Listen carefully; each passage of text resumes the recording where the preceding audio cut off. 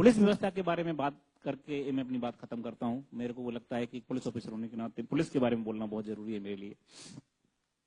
Police के बारे में हिंदुस्तान के अधिकांश लोगों के बीच में एक छवि बनी हुई है, वो ये कि पुलिस वाले करप्ट हैं, पुलिस वाले हर बात पे परेशान करते हैं, पुलिस वाले हर चीज में टांग अड़ाते हैं, और पुलिस वाले बेसिकली इस समाज में एक अलग टाइप का माहौल बनाकर जी रहे हैं। हमारे खिलाफ में मीडिया भी कभी कभी खड़ी होती है, हमारे खिलाफ में ह्यूमन राइट भी खड़ा होता है, हमारे खिलाफ में जुडिशरी भी खड़ी होती है, और कभी कभी जनता भी खड़ी होती है। तो कभी कभी मुझे लगता है कि हम आखिर किसके लिए काम कर रहे हैं पता ही नहीं चल रहा है हमको। कभी कभी हमको लगता है कि सच में हमको गलत काम तो नहीं कर रहे हैं, और बाद में मेरे बहुत गहराई सोचने के बाद लगता है कुछ तो हस्ती है कि हम मिट नहीं रहे हैं, कुछ तो हस्ती है हमारे अंदर जो जिसकी जरूरत इस देश को, समाज को है। तो मैं आपको थोड़ा सा समझाता हूं कि हमारी जरूरत क्या है और हमारे ऊपर जो आरोप हैं वो कितने सही हैं और कितने गलत हैं। पहली बात तो ये है कि हम जिस समाज से आ रहे हैं वही समाज से आप आ रहे हैं, अलग से नहीं है। तो हमारे अंदर भी ऐसे लोग जरूर होंगे हैं जो कि पैसे और लालचों के पीछे पड़े हुए हैं, जिस कारण से हम बदनाम हो रहे हैं।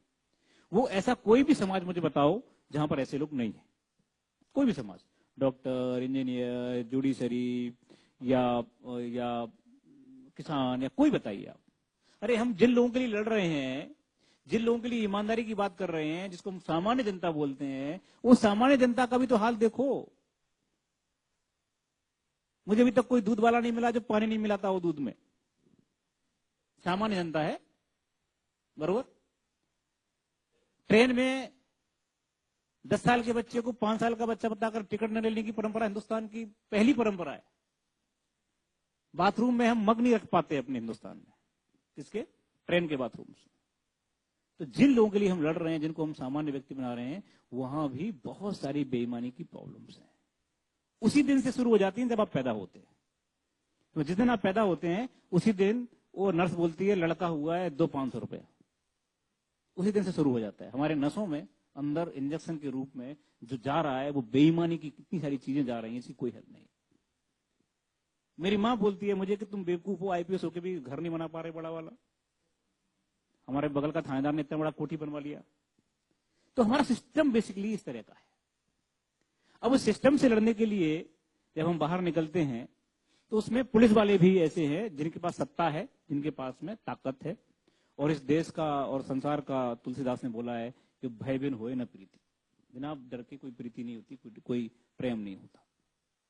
तो उसमें कुछ परसेंटेज लोग हैं जिसको हम बोल सकते हैं 4%, मैक्सिमम 5%, जो बेईमान है, जिनका कोई दूसरा विकल्प नहीं है। उन लोगों ने हमको बर्बाद कर दिया है, पुलिस का नाम खराब कर दिया है। 11 साल पहले जब मैंने पुलिस ज्वाइन की थी तो मेरे खानदान में कोई पुलिस में नहीं था, तब मैं भी ऐसा ही सोचता था कि पुलिस हरामखोर है। लेकिन 11 साल काम करने के बाद आज मुझे ऐसा लगता है कि अगर दुनिया में काम करने के लिए, समाज के लिए कुछ काम करने के लिए कोई संस्था है, कोई जगह है, तो सिर्फ पुलिस है। हमारे पास रोता हुआ आदमी आता है, हमारे पास वो आदमी आता है जिसके साथ अन्याय हुआ है, लेकिन साथ में वो भी आता है जो शोषण करने वाला है। शोषक और शोषण दोनों आते। अब प्रॉब्लम समझिए हमारी, दोनों लोग आ गए, हमको ये तय करने में टाइम लगता है कौन सही है कौन गलत है। क्योंकि आपको 20-20 साल लग गए तय करने में कौन गलत है कौन सही है। आपका दोस्त अचानक से आपके खिलाफ में कुछ कर गया और आप बोलते अरे साला आस्तीन का सांप निकला, बरोबर है। आप 20 साल तक तय नहीं कर पाए कि सही है गलत है, हमको बोलते हो 5 मिनट में तय करो। कैसे करोगे? हम फाइलों से नहीं खेल रहे, हम आदमी से खेल रहे हैं। वही आदमी जो एक बार अच्छा व्यवहार करता है, दूसरा अच्छा व्यवहार, तीसरा बार करता है, वही आदमी जो अचानक से उग्र हो जाता है, वही आदमी जिसका पता ही नहीं कैसा बिहेव करेगा। कभी कभी कोई पत्रकार अपना बड़ी अच्छी बात करता है, लगता है कितना सज्जन आदमी है, अचानक से वो एकदम किसी स्पॉट पे मिलता है, बोलता है साहब आंसर दिया तुम्हें, क्या देते नहीं आंसर, एकदम अलग हो जाता है वो। तो वो हम आदमियों से खेल रहे हैं, और आदमियों से खेलना इतना आसान नहीं है। आदमियों की इमोशंस अलग अलग है, इसलिए हम ये तय नहीं कर सकते। 5 मिनट के अंदर हमको बोला जाता है बच्ची का रेप हो गया है, 1-2 घंटे के अंदर अगर आरोपी नहीं पकड़ा गया तो हम थाना जला देंगे। अरे बाबा कैसे जला दोगे तुम थाना? क्या कोई हमारे पास मशीन है क्या? 2 ही आंखें हमारे पास, 2 ही हाथ हैं हमारे पास, हमको टाइम दीजिए आप। वो एक्सीडेंट हो गया, हम गाड़ी जला देते हैं। समाज में जो पुलिस के ऊपर प्रेशर है, वो प्रेशर मैंने जिंदगी में कभी भी किसी भी जगह किसी पर नहीं देखा। इतना प्रेशर है काम करने का और रिजल्ट देने का। काम करना अलग बात है, रिजल्ट देना अलग है।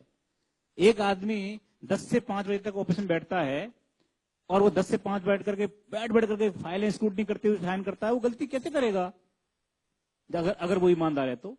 लेकिन हम तो गलती करने के लिए ही पैदा हुए, हमारी गलती रोज होती है हमसे। हमने एक को बोला चलिए भाई आप यहाँ पे खड़ा मत कीजिए गाड़ी, आप आगे खड़ा कीजिए। बोलेगा तुम्हें कौन? हम बोलेंगे उसे कि मैं या ठिकाणी मध्ये सिपाही आहे, माझा बक्कल नंबर ऐसा ऐसा है आणि माझं नाम ऐसा ऐसा है, तुम्ही गाड़ी जरा प्लीज जरा आगे करा। कौन मानणार हमची बाप? सांगा। कोई नहीं मानता। वो क्या बोलेगा, अरे रुकना यार, थोड़ी देर में हटा रहा हूं गाड़ी। इसलिए क्या बोलना पड़ता है, गाड़ी हटा। तो ये आवाज का अंतर है। अब बोलेंगे आप बोलेंगे साहब पुलिस को बोलने का तमीज नहीं है। पुलिस बोलती है, ऐसे बोलती है पुलिस, देखिए हम पढ़े लिखे हैं। अरे बाबा क्या करें हम, हमारा पाला ही रोज ऐसे लोगों से पड़ रहा है। हम पे एक और आरोप है कि आप थाने में आए हुए जो आदमी एप्लीकेशन दे रहा है उसी से क्वेश्चन पूछते हैं। बरोबर है ना? वो क्या करें, थाने में देने वाला रिपोर्ट में से 20 में से 2 केस ऐसे आते हैं जिसमें वही आरोपी मर्डर करने वाला निकलता है। हमारी जिंदगी का आधार क्या है, हमारी ट्रेनिंग का आधार क्या है? शक। अगर शक नहीं होगा, अगर शक से बात नहीं करेंगे हम, तो हम कुछ नहीं पकड़ पाएंगे। कैसे? कभी तुमने सोचा है कि वो बोलता है कि फलाने प्लेटफॉर्म पर 4 केजी RDX सापड़ला। कैसे सापड़ला? वो कर्मचारी जा जाकर शक करता है, क्या है इसमें, बता, ये इसमें क्या है, तू कह रहा है। हर आदमी पे शक करना है हमको। हमारी ट्रेनिंग शक की है, तो उसमें ऐसी बुरा मानने की बात क्या है? हम बोलते हैं सब सिक्योर होना चाहिए, पुलिस की कमजोरी हो गई, वहां पर ये हो गया, यहाँ पर ये हो गया। पुलिस क्या कर रही थी? सो रही थी क्या, बैठ रही थी, खा रही थी क्या? और तो और कई लोग तो कैमरा ले लेकर के पहुंचते, देखो ये पुलिस सो रही है। अरे बाबा इंसान है, सोएगा नहीं क्या? आप उनको मत देखिए तो 10 से 5 करके हम 24 घंटे काम करते हैं। हमको भी जीने का अधिकार है। हमको पता ही नहीं है कि हम कब खाएंगे। तुम्हें पता है पुलिस वालों के जो पेट बड़े हुए हैं उसका कारण जानते हो? मैंने पूरा स्टडी किया, पूरा एकदम उसका स्टडी किया, काय का एकदम साइंटिफिक। तो मुझे मालूम चला डॉक्टरों से बात करने के बाद कि इनकी हैबिट क्या हो गई है कि अगली बार खाना कब मिलेगा कि नहीं पता नहीं, इसलिए पहली बार में ज्यादा खा जाओ, जहां मिल जाए ज्यादा खा जाओ। तो ऐसी सिचुएशन में मेरे पास वानखेड़े स्टेडियम है ये वाला, जहां मैच होते हैं, क्रिकेट मैच। तो मैं सिक्योरिटी के लिए जब लोगों को लगाता हूं तो चेक करने में लोग बोलते हमें आतंकवादी है। चेक होना नहीं चाहता आदमी हिंदुस्तान में।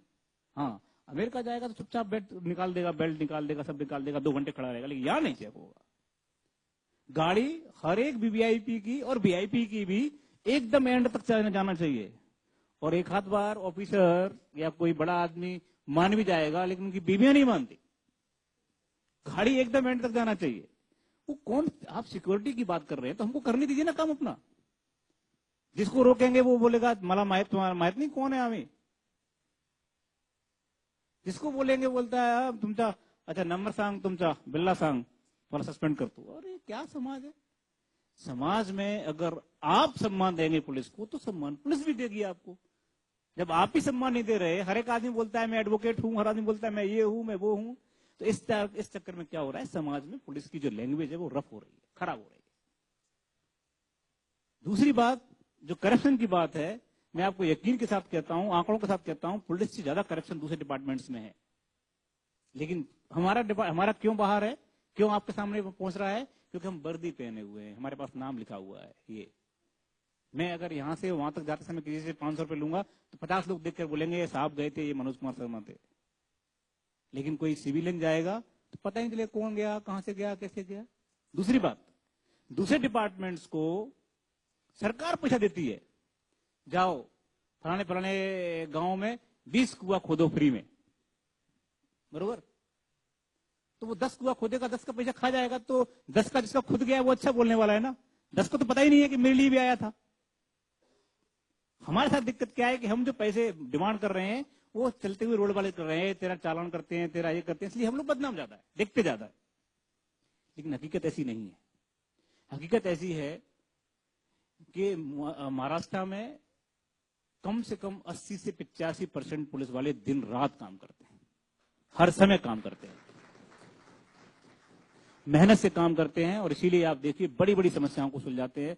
हमारी समस्या ये है, मैं आज आपके सामने रखता हूं इस बात को, कि हमारी समस्या ये है कि जब तक मुद्दा बड़ा है तब तक तो मीडिया पूरा ध्यान देती है, जब मुद्दा छोटा हो गया तो मीडिया उसको ये नहीं दिखाती कि ये सॉल्व भी हो गया है।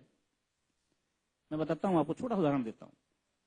अहमदनगर में एक बहुत बड़ा कांड हुआ, दलित कम्युनिटी के साथ में आंदोलन, कुछ बच्चों को मार दिया गया था 1-2 साल पहले, 1-1.5 साल पहले।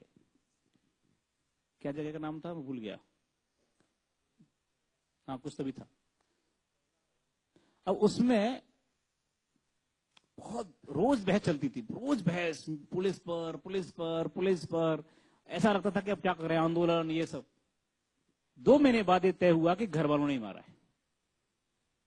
बरोबर है ना? अभी कुछ दिन पुरानी बहुत महाराष्ट्र में बहुत चला था रोज आंदोलन। उसके बाद मीडिया चुप हो गई, बोली नहीं, एक सेंटेंस नहीं बोली। क्या करें हम? अरे बाबा कुछ तो बोलो, 2 महीने तक हमारी जान खाई है, एक दिन तो बोलो कम से कम।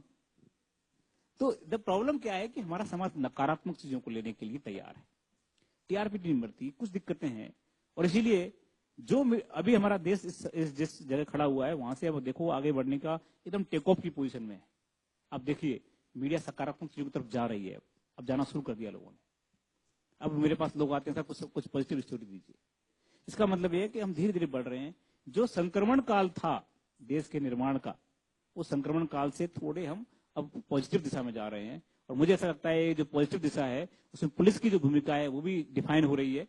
हम भी न्यायालय के, मानवाधिकार के, इन सारे चीजों के बीच में अपने आप को ठीक करने की कोशिश कर रहे हैं। जो हमसे गलतियां हुई हैं, जो हमने अपने अधिकारों का दुरुपयोग किया है, उनको ठीक करने की कोशिश कर रहे हैं। और मुझे ऐसा लगता है कि आगे आने वाले समय में महाराष्ट्र पुलिस इस देश की सबसे बेहतरीन पुलिस के रूप में सामने उभर कर आने वाली है।